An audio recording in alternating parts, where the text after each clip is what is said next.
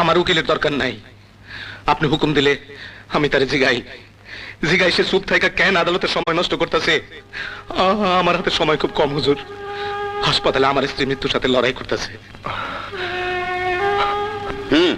আমি এর বাপ কিনা সে কথা জিগামো না, আমার স্ত্রী তার মা কিনা তাও জিগামো না।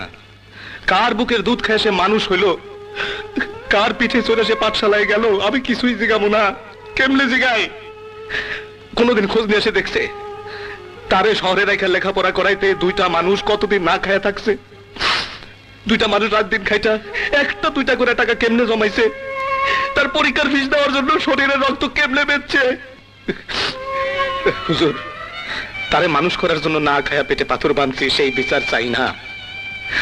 বিচার চাই না তার জন্য আমার উকিলের দরকার নাই। আপনি হুকুম দিলে আমি তারে জিগাই জিগাই সে চুপ থাকা কেন আদালতে সময় নষ্ট করতেছে?